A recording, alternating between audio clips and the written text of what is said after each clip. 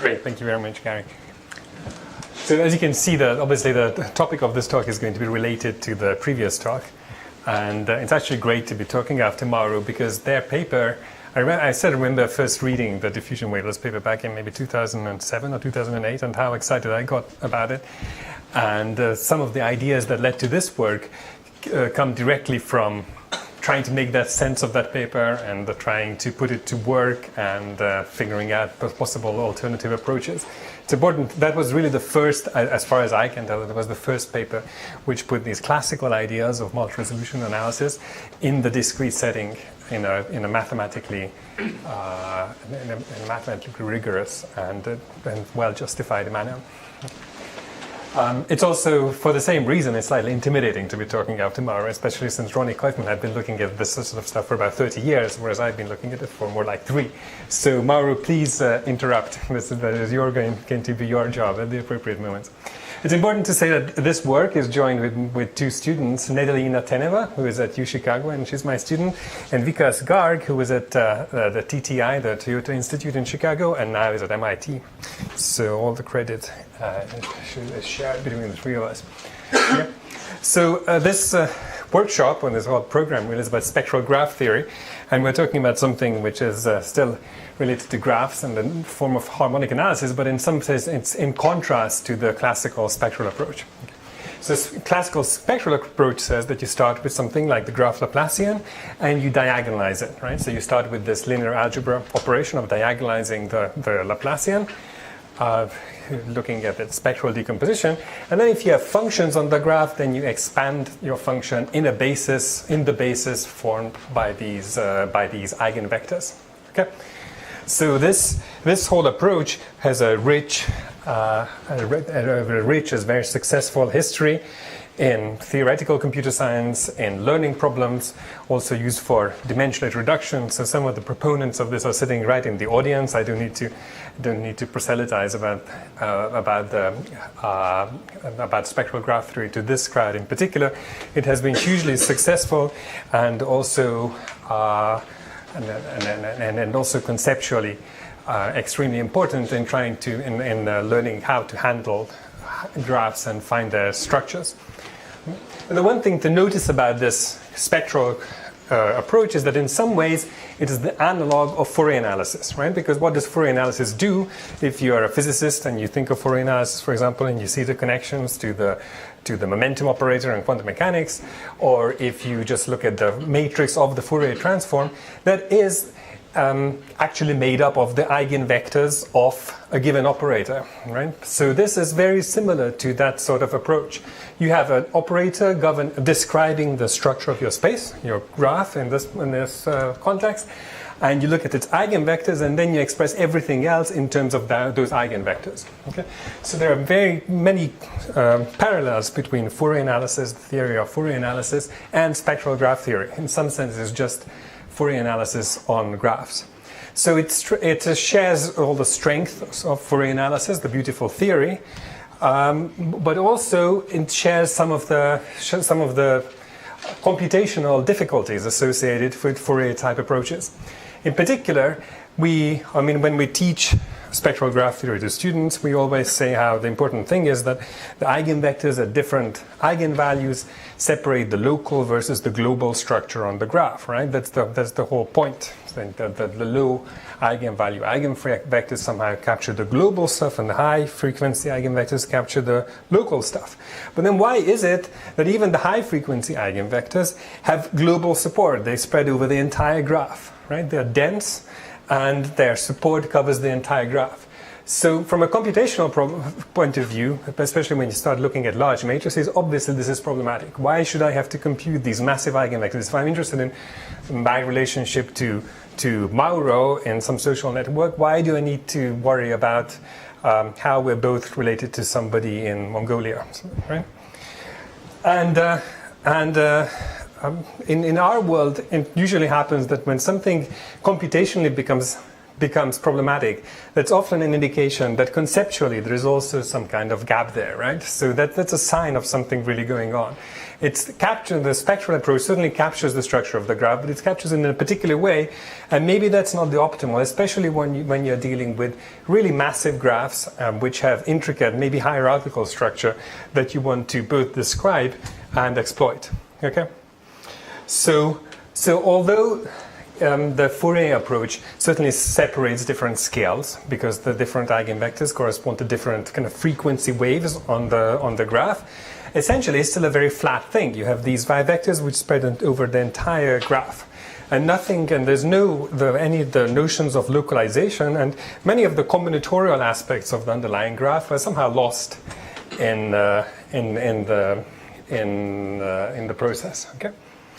In contrast, multi-resolution analysis. So this is multi-resolution analysis in general. This is just a very simple orthogonal wavelet transform.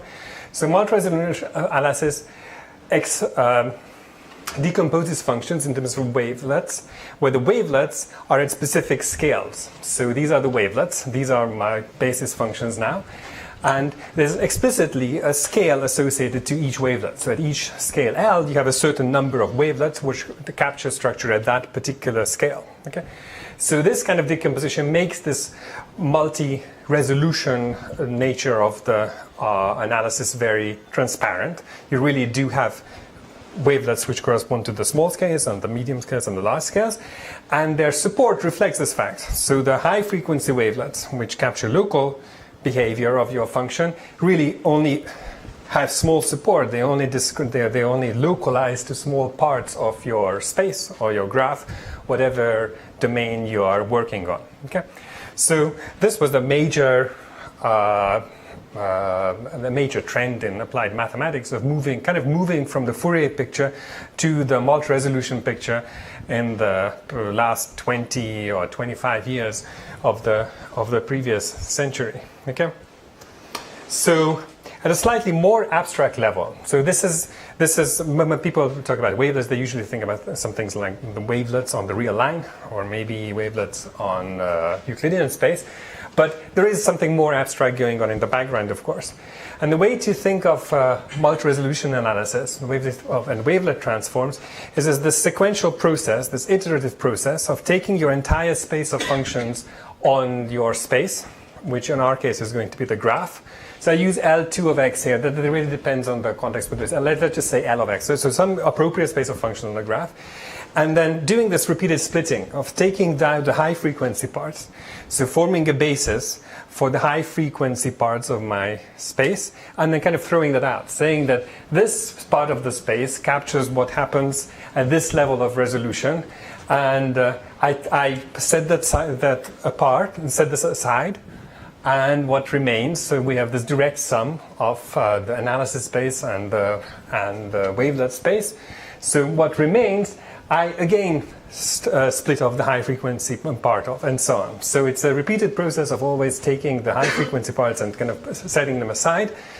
As you go through this process, and actually this is how fast wavelet transform actually work, they explicitly go through the sequence of transformations, you're going to be literally kind of peeling away the parts of your function at different levels of resolution until at the end you have something which is the most global, smoothest level, and that's what's captured by the final scaling functions, these phi L functions. Okay, so this is the underlying kind of abstract picture behind multi-resolution analysis. So the question is, how do you define smoothness in the first place? Okay, and in harmonic analysis in general, this is just defined by an appropriate self-adjoint operator, right?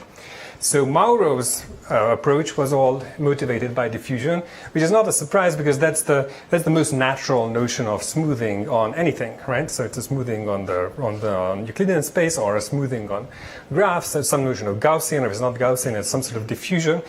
It satisfies attractive invariance properties, and then you kind of bootstrap from that. So you define the space. Again, this is this is what Pablo has. You define the space in terms of this operator. And then you can replace questions about the geometry of the space with questions about the operator itself. And as you go through this process, I mean, your spaces get smaller and smaller, right? Because you keep putting stuff aside. So you're restricting your operator into smaller and smaller subspaces. So you're also compressing the operator at the very same time. Okay? So to proselytize slightly more, why is this good, and why do I feel that this is the sort of thing that really should make sense on graphs? Well, real graphs are have exactly this sort of what I would expect them to have exactly this sort of multi-resolution structure, right? So people are interested in social networks and information networks and so on, and interested in communities within those networks. Well, you would expect communities to appear at different scales. So there are smaller communities, like people in this room, and then we are selected in multiple ways, and then we form bigger communities based on we're all scientists or computer scientists, applied mathematicians and so on, and larger communities and so on.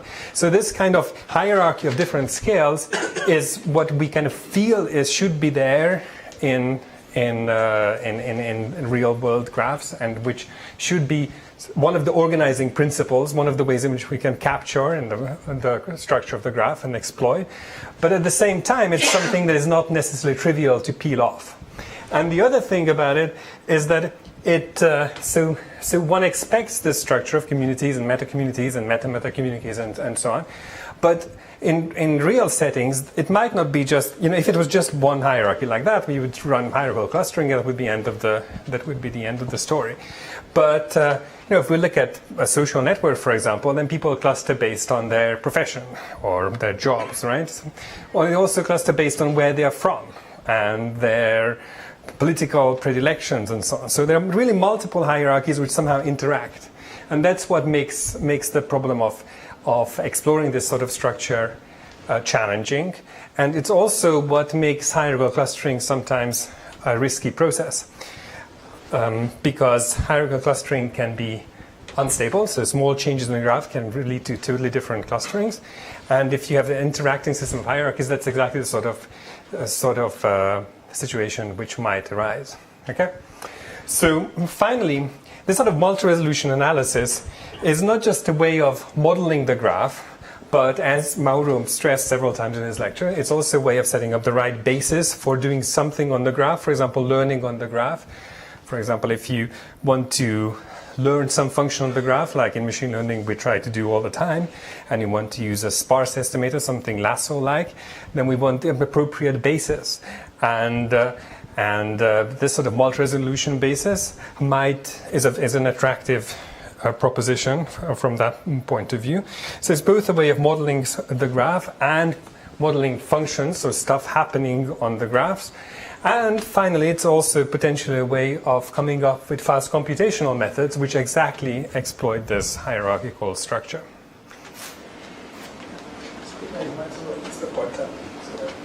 Okay. So at the high level, harmonic analysis is all about this kind of correspondence. That if you are to study a space, that the study of a space and the study of the structure of functions on that space are two things that are closely interconnected. And it can go both ways. So really understanding what your space is about, so really understanding your graph, helps you figure out how to, say, learn functions on the graph. At the same time, understanding the structure of space on the structure of the space of functions on the graph, maybe that's the way to understand what's really going on in the graph itself. This is the hearing the shape of a bell type of problem, right, if you wish. Okay. So the nice thing about the fact that Mauro spoke just before me is that I can quote him from his papers. I mean, you can't really put it any better than this, saying that the interplay between the geometry of sets, function spaces on sets, and operators on sets is a classical theme in harmonic analysis. So this is a bug that you only get once. Once you really absorb this, then it's going to be with you. And this is very much the spirit of the last talk and the present talk. So the question is then, how do you do this? So how do you actually define appropriate multi-resolution on a graph? And this has become somewhat of a fashionable area. Well, there were precursors, of course, in graph compression and so on, but I think a major momentum actually came from Ronnie's and Mauru's paper, and then there were several other approaches which are mostly complementary. So Treelets, for example, which I will be referring to several times in this talk, spectral graph wavelets, which Mauro also already mentioned in his comparison slide, the tree wavelets of Gavish, Nadler, and Koifman. And finally, I think that our approach based on multi-resolution matrix factorizations is the latest addition to this list. So the key thing here is that I think what we're really adding to this is that we make this very strong connection to the problem of multi-resolution on graphs to factorizing matrices, saying that these two problems are, again, essentially the same thing. Okay. So recently an overview paper has come out by Schumann and others, including van der Grains, summarizing this whole area. One commonality between these different approaches is that I think the majority of people whose names are mentioned on this slide are either at Yale or were graduate students at Yale or were postdocs at Yale, but I was never at Yale. Yeah. So to try and formalize this problem and figure out how to put wavelets on graphs, let's go back to the foundations of multi-resolution analysis. So what is multi-resolution analysis really about? So the most classical setting is, of course, multi-resolution on the real line. And it was Mala who formalized axiomatically what in that case, the sequence of V spaces and W spaces is supposed to satisfy. So in the most classical sense, in the canonical case, to put an orthogonal multi-resolution on the real line, you set up a nested sequence of these V spaces in such a way that it's an infinite sequence, so their intersection is just the zero function. Their union is essentially the whole L2R, so it's dense in L2R. And then the crucial question is, each of the spaces is shift invariant, so by integer shifts, you stay inside the space. And you can already see the beginnings of the multi-resolution structure because the amount that you shift with, so the stride, depends on which space you're in. So as L increases, then the steps, the shift step increases by powers of 2.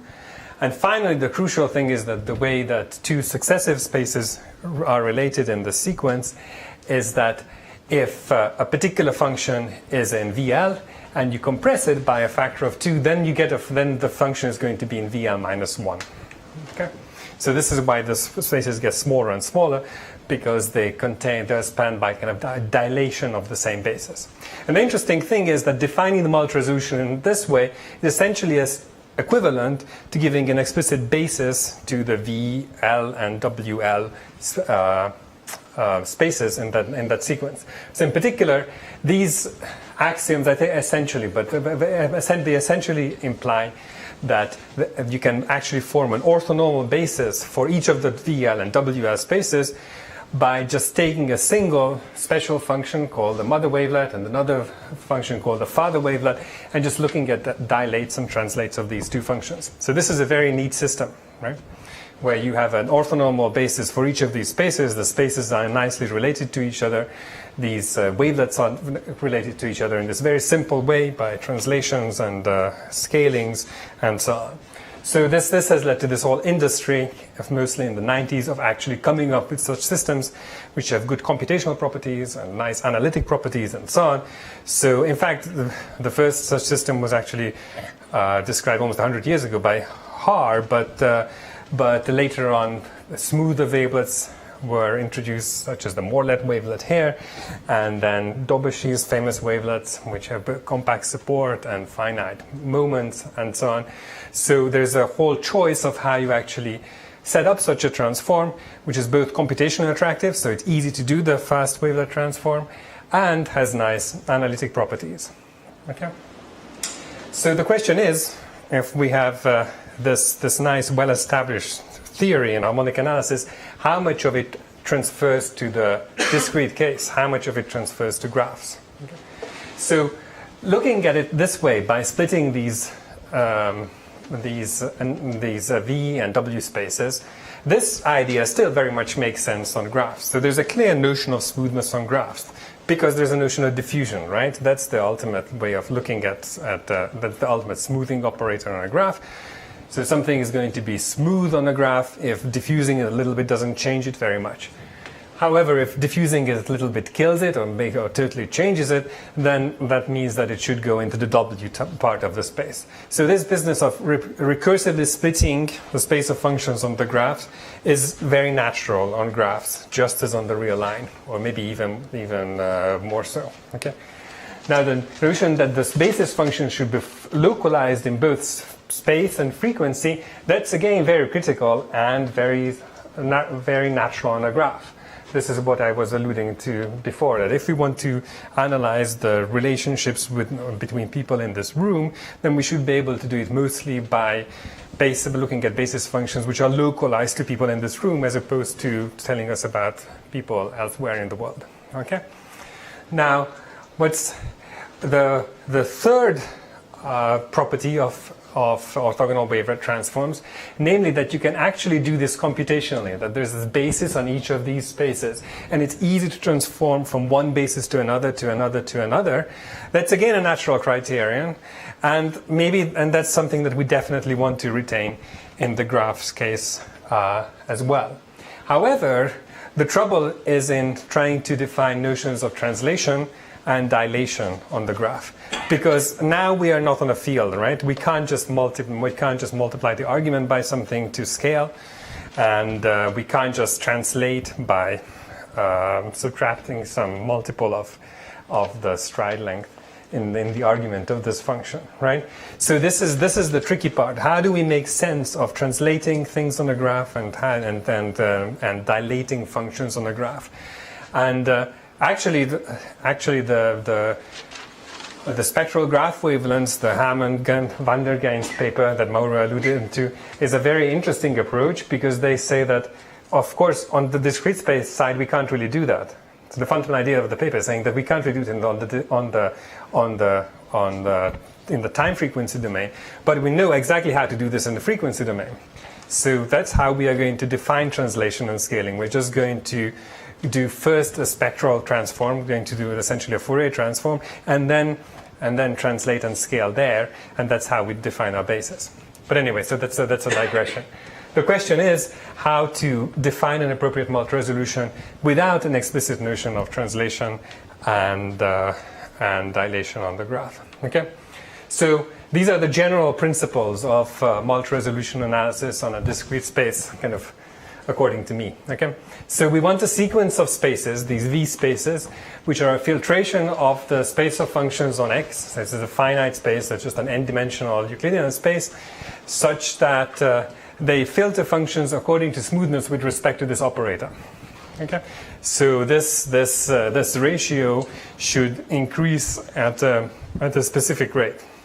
At the same time, we want these spaces to have a basis, or rather their complements to have the basis, this wavelet basis, which consists of functions that are localized. So you can formalize this way in terms of a distance on your space, which you certainly have on graphs, or you can just formalize it in terms of sparsity of these wavelets. And finally, the third criterion is that the transformations between the subsequent bases should have specific sparsity patterns which allows you to do them efficiently. Okay? So the question is, on a general graph, how do we set up a system which more or less satisfies these properties? And the approach I advocate in this talk is to change the whole perspective and view this as a pure matrix problem. So instead of forgetting about the fact that we actually come from a graph, just look at something like the diffusion operator on the graph, regard it as a matrix, and then regard this as just a matrix factorization issue. Because essentially that's what's happening, right? So here is here is your operator now in matrix form. And you push it through this sequence of transformations. So these are just like basis changes, right? So basis changes, at the same time you're reducing the size of the space, of course, but let's forget about that for the moment. As a basis changes, literally what's happening is that you're just multiplying this matrix on the left and the right by orthogonal matrices. Okay. And we want the sparsity constraint that these orthogonal matrices are in some sense sparse, or not just sparse but local. So if these are rotations, then they affect particular like vertices on the graph, or particular sets of coordinates, and just do a local rotation on those and don't mix with other vertices which are far away. So we're going to have specific constraints on the Qs. And finally, we're going to have the constraint that these W spaces are split off. So effectively, this A matrix is going to be successively compressed. So these Q matrices are effectively going to get smaller and smaller. So the key, well, I'm not sure if to call it an observation because it's a fundamental thing, but the connection hasn't really been pressed in the literature. The fundamental fact about our approach is that it makes this very strong connection between multi-resolution analysis and multi-level matrix factorization. So I'm going to look at multi-resolution analysis just as a process of producing a factorization like this. So this is going to look very much like numerical linear algebra. Okay? And here is this pattern of the matrices getting smaller and smaller. Okay? So if you insist on looking at it as the full matrices, then what happens is that they just become more and more like the identity, right? So the effective size of the matrix gets smaller and smaller, so these rotations are localized to subsets of the original coordinates. Of course, they don't have to be the first, I don't know, m coordinates. That's why I stuck in this permutation matrix, so that so it has to give me the freedom of figuring out which coordinates I throw away as wavelets. But in terms of a diagram, this is what happens. You have these Q matrices which are smaller and smaller, and they additionally have sparsity constraints on them. Okay? So our definition of a multi-resolution matrix factorization is a factorization of this form. You take the matrix and you write it as this core matrix, which has a special form, multiplied by these local rotations, and that's conjugated by these local rotations on both sides. Okay, so this is a matrix factorization, but it's a little bit more tricky than, say, an eigendecomposition. You have to specify more things about it. You have to specify, first of all, what class of local rotations these Qs come from. You have to specify how many of them you allow to appear, and you have to specify at what rate the dimensionality decreases. So this is there are several degrees of freedom here, which makes this a little bit more tricky. It's a much more general thing than just principal component analysis.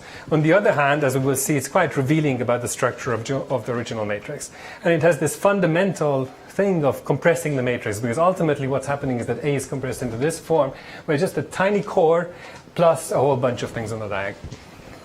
Okay. So if there's one slide which is key to this talk, then it is this slide that I want you to bear in your mind, because this is exactly what we're going to be doing to matrices. Okay. So since this is a factorization, the question is whether you can do it to every matrix. Of course, in general, the answer is no. So we have this notion of multi-resolution factorizable matrices, which can be reduced to this form over some curly Q and over some sequence of dimensions and so on. Okay? And deciding whether a particular matrix is in this class or not is a tricky issue, because you have this combinatorial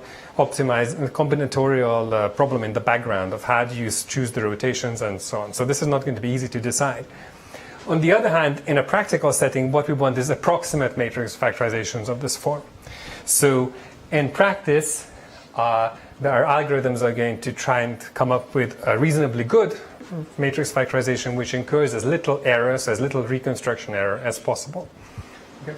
Now, the thing I haven't told you about is what these local rotations look like, and they're kind of the simplest thing that you can imagine in this context. So we looked at two different types. One of them is just a local rotation, so-called k-point rotation, which only involves k coordinates. Okay, so it takes coordinates I1 to ik, does a k-dimensional rotation there, so it's an element of SOK, and all the other diagonal entries of the matrix are 1. Or it's a combination of such k-point rotations. So this is what we call parallel MMFs, because they involve lots of these rotations in parallel. So computationally, these things happen in parallel. Okay. Now this thing, of course, this is one of the standard buildings of blocks of numerical linear algebra. So in the k=2 case, for example, this is called the Givens rotation. It's just the rotation of two coordinates, and this is, I think, probably the first true numerical linear algebra algorithm to be invented. The matrix for the diagonalization of symmetric matrices by Jacobi in 1846. Just produced one of these multi-resolution matrix factorizations in terms of Givens rotations, except that he wasn't throwing away coordinates, and except that he had, well, in the limit, an infinitely long list of these rotations, where we're going to stop at a certain point. So the question is, how do we find this factorization? And as I said, instead of really trying to go for the best one, we're going to try and at least get one which has relatively small error. So error is measured in terms of reconstruction error, which is the same as is in the Frobenius norm, is the Frobenius norm difference between the original matrix and its factorized form. And then we need to optimize this over the choice of these sets, which are the active sets. So this corresponds to the choice of which coordinates we throw away. Also the form of the final core matrix and the rotation. So the reason that this is a challenging problem from an optimization point of view is because all these things are going on at the same time, and it's a multi-level problem, right? So you first decide about the first level, then the second level, the first rotation, second rotation, and so on, and all these levels in general interact. However, we might as well simplify it into a sequential process by treating each level greedily. So this reduces to the problem of finding the optimal rotation and the optimal kind of combination of coordinates at each level, so as to kind of get the matrix as close as possible, well, to kind of process the matrix to come closer to this core diagonal form as much as possible. So currently we are working on. So we've got a deterministic strategy, but of course it's expensive because you need to solve this combinatorial problem of kind of grouping the different coordinates. We're currently working on the randomized strategies, which would really make this scale up eventually to something like complexity of n log n. Now, these slides I'm going to skip over because they're a little bit technical. They just tell you that kind of as you would expect, what happens is that you do one of these rotations, and then you figure out which of the coordinates that you were involved in the rotation are supposed to go into the wavelet space. And those coordinates really don't get transformed anymore. So whatever error you incur at that point, whatever residual you have on that row or column of the matrix, you are stuck with. So this is what makes the optimization problem viable, is that you can decompose the error level by level. Okay, so I'm going to skip the actual formulae for these rotations and rather concentrate on the conceptual side of what's really happening. So the simplest case is when the rotations are just two-dimensional, so k=2, and after each rotation, one of the coordinates becomes a wavelet. Because then, essentially, this induces a tree on your original coordinates, or on the vertices of the graph, if you wish. So in terms of the graph language, this says that you take two vertices, and you replace them by, as Maura said actually, by an L2 combination of those two vertices. So this is a very simple type of graph reduction, where you take bunches of vertices and reduce them by single vertices, and effectively what you get is a hierarchical clustering. I think what's interesting is the higher order case when you do the whole process more gently. So if this is the case, for example, with third order rotations, where after each rotation you only throw away one coordinate. So conceptually what this really corresponds to, but the way this works is that imagine that you have a graph which does have some sort of more or less transparent hierarchical structure. So it has this sort of clustering structure, that there is a bunch of vertices here and a bunch of vertices here, a bunch of vertices here, but these clusters form a meta-cluster, and there's another meta-cluster here and here and here. So what's going to happen is that the first level, MMF is going to do a transformation on these individual clusters. So if there are 10 vertices in this cluster, then maybe it's going to give you 10 wavelets which are localized to these 10 vertices, but it's going to form a distinction between those wavelets which capture the local structure within this cluster and those wavelets which capture the overall structure of this cluster. So say maybe 6 of these wavelets are just going to be local. They go in the W space and you forgot about them, and you're left with just 4 wavelets which are then combined with the 4 wavelets from here and the 4 wavelets from here and so on. Okay? And then you have 12 wavelets here, but again you do another level of MMF, and those 12 are reduced to, I don't know, 2 wavelets describing the global structure of this meta cluster, which are then going to be combined with a certain number of wavelets from that other cluster. Okay? So it still has this hierarchical feel to it, but you are not making necessarily these hard assignments. Right? So after one of these rotations, for example, so sorry that the U's have been replaced by U's, there's just an older slide, then some of the resulting wavelets after this rotation can go on to different places and next level up. So it's not just a tree anymore, it's more like a linear combination of trees.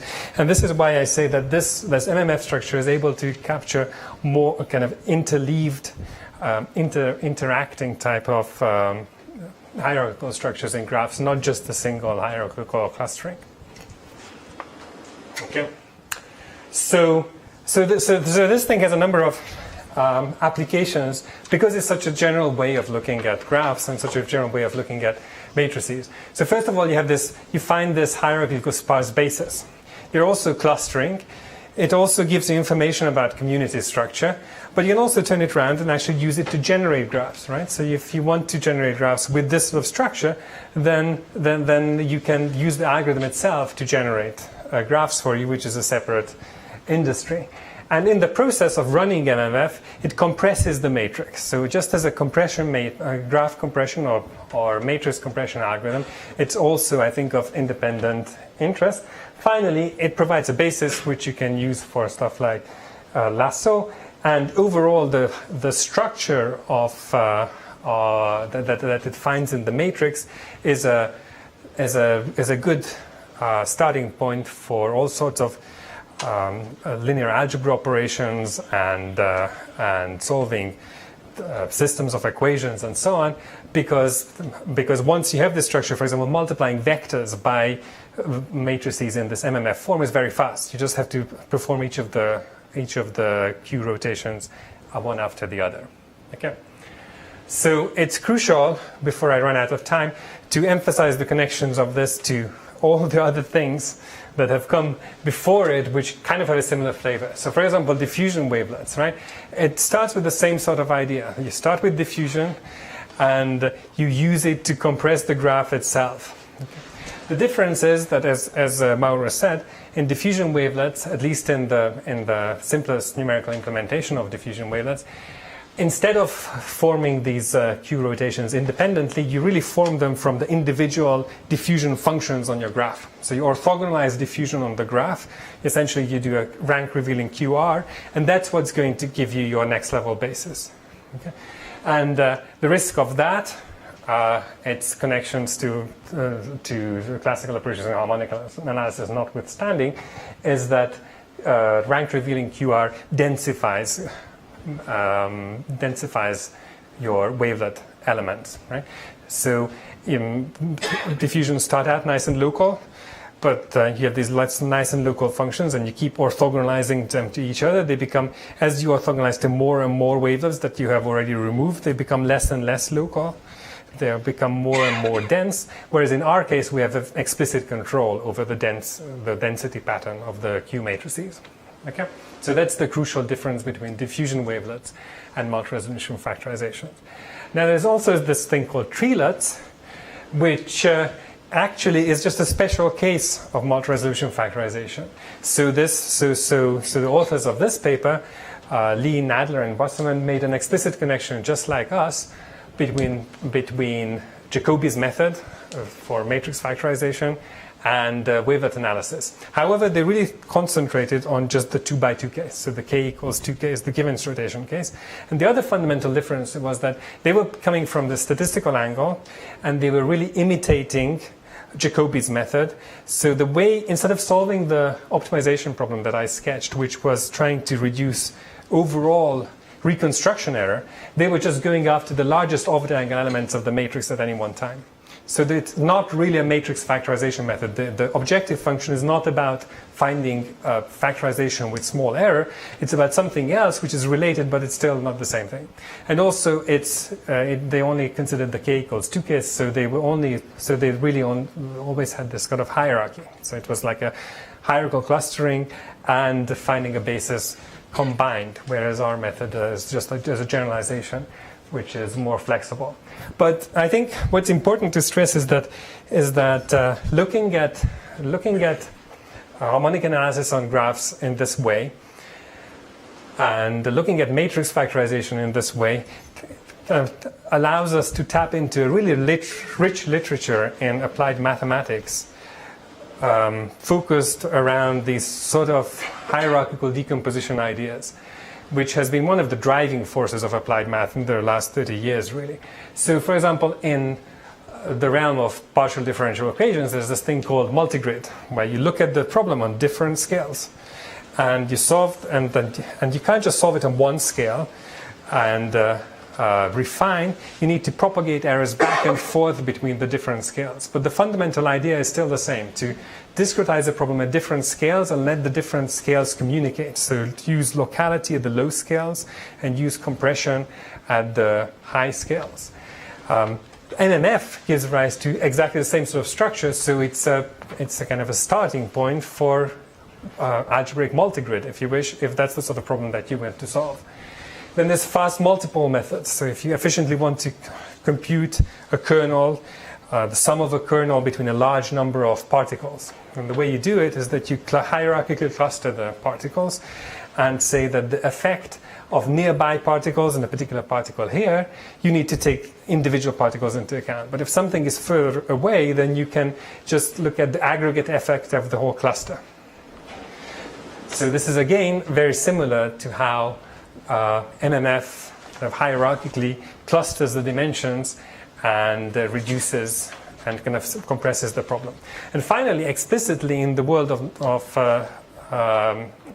numerical linear algebra, well, largely motivated by these PDE applications, there's a whole bunch of different matrix decomposition methods of increasing complexity, like H matrices, so here hierarchical matrices, and H2 matrices, and hierarchically semi-simple matrices, which combine similar ideas of block diagonalizing matrices and then doing rotations and then block diagonalizing again.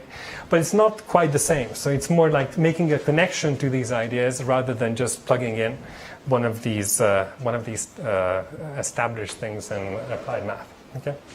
So finally, we also tried to find the kind of deeper connections to the theory of harmonic analysis. So how do we know that what we get out of this is really a wavelet? Right? So it's localized and it has something to do with the smoothing operator on our space, but does it really qualify as a wavelet? So this is something that sometimes keeps me up at night. But there are standard tests for that, and one of them is this Hölder criterion, which essentially says that if you have a function which is smooth in the sense that it doesn't change much between points which are close together in the metric of the original space, then the high-frequency wavelet components are supposed to be small. And usually this criterion is formulated in the context of what is called spaces of homogeneous type. So you can have a harmonic analysis which is going to obey this sort of criteria as long as the underlying space is somehow nicely behaved, where space of homogeneous type roughly corresponds to the fact that there is some loose notion of local dimensionality. So as you grow balls, the volume of the balls essentially grows with some power of the radius. And the question is, what are the analogs of this on a graph or a matrix? Okay. So what we came up with, this is a little bit too technical to parse in the remaining 90 seconds, was a slightly more complicated notion of homogeneity related to taking submatrices, essentially forming graphs from submatrices of the original matrix, and then looking at the eigenvalues and bounding the eigenvalues of the normalized adjacency matrix away from both 0 and 1. So this says something like, the rows and columns in the submatrix are neither two orthogonal nor two parallel. So if this sort of thing is satisfied, then in fact we can come up with the Hölder type criterion for the decay of these wavelet coefficients. So there is a connection to the classical theory in harmonic analysis, but I really want to understand it better. And finally, so we tried it out. At the moment, the experimental evaluation is a little bit limited because these ideas are fairly new still, and I haven't scaled it up to running it on matrices of size order 100,000 or 1 million vertices and so on. But we just tried it out on these standard small things, and we kind of see what you would expect, that if the underlying thing does have a hierarchical structure, then we do well, and we do better than competing methods such as Treelets, right? So this is the tiny thing of, I think this is the Karate Club graph, and this is a graph taken from genetics, and we see that we do better than Treelets in particular, which are natural competitors, since it's just a special case of our method. It's not entirely surprising because we optimize for reconstruction error, whereas Treelets does something else. Okay, but on a slightly, and we also saw that we also tried it out on graphs which have this very rigid structure. So one attempt to produce graphs with a hierarchical structure, kind of fractal-like structure, is the Kronecker product graphs. So reconstructing that, we're really good at that because essentially we go after the same sort of structure. So whereas Nystrom methods, which randomly sample rows and columns from the matrix, don't do so well, we get a really small error. On the other hand, at the opposite extreme, when the matrix is random, so there is no hierarchical structure, then we don't do well at all, whereas Nystrom can do better. Okay? So as a first shot at experimentally evaluating this method, I was pushing this compression case because it's such a crucial issue in machine learning problems at the moment. Just how to take large matrices, large kernel matrices, for example, and compress them to make them more manageable. And often that arises in the context of graphs, so kernels on graphs or graphs-like things like gram matrices induced by the Gaussian kernel. And we find that compared to this fairly standard methodology of taking random rows and columns, we in fact do better. Now there are two caveats here. First of all, we retain more information, right? Because we factorize the matrix into this core diagonal part. So there is a core which is equivalent or analogous to what the Nystrom methods do, but also we have these diagonal components. So there's more information there, but computationally it doesn't come at an added expense because typically the reason you want to compress in the first place is to do something like invert the matrix, and the diagonal matrix is very easy to invert. The other thing is that this is still a version of the algorithm which does the exact matching at each level. So in fact, computing the factorization is fairly expensive. There are no wall clock times reported here, but on that front we would not be doing so well. But the randomized version, I think, is as long as the structure is there, it's pretty natural to come up with a randomized version, which is going to make this scale well with the size of the matrices. Okay. So let me just summarize. This is the last slide. So this multi-resolution factorization is a new type of matrix factorization which has more complicated structure than classical factorizations, but it is more revealing about the structure of the underlying matrix or the underlying graph if the matrix is actually the adjacency matrix or the diffusion matrix on the graph. So in some sense, it leads to this generalization of rank. Instead of looking at global eigenvectors, we are extracting structure at multiple different scales. And in terms of, say, analogy to topic models, this would be an interesting comparison, whether the actual wavelets we find, similar to the diffusion wavelets case, make sense in terms of the semantics of the underlying problem. Okay? So MMF exploits hierarchy but does not enforce a single hierarchy. So it's not just a hierarchical clustering and then something on top of that.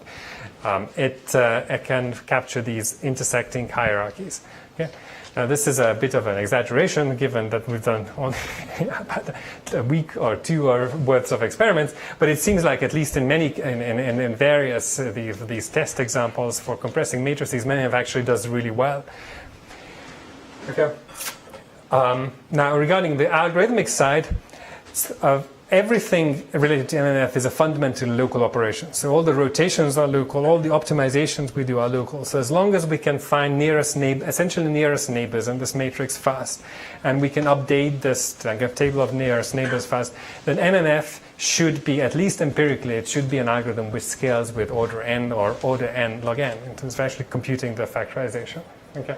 And once you have the factorization, it's going to be a building block for various numerical linear algebra operations. So once you know that your matrix is of this very structured form, then you can multiply such matrices by vectors easily. You can invert such matrices, and you can even do more ambitious things like actually run something like multigrid on a matrix of this form. Okay. And MMF kind of taps into all these different communities, right? So there are clear connections to diffusion wavelets and treelets, also things like multi-scale SVD decompositions that have come up in machine learning, but it also taps into this world of structured matrices and algebraic multigrid and fast multipole methods and a whole bunch of other ways in which people have tried to extract hierarchy from problems in applied math and exploit it somehow. But somehow in the world of data, this is still a relatively small stream of research. But ultimately, as we're in an age where the amount of data is growing at an intimidating rate, and at the same time, parallelism is the only way that we can process that data. So some sort of hierarchical approaches which can exploit locality in data is ultimately going to be the only way that we're going to be able to move forward and look at larger problems. So maybe MMF will help with that. Thank you.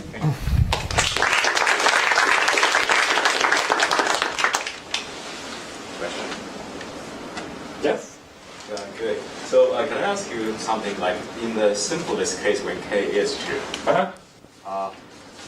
does it, like the way you find all those Qs, does it reduce to exactly hierarchical clustering, where I embed all the nodes in, say, the eigenspace?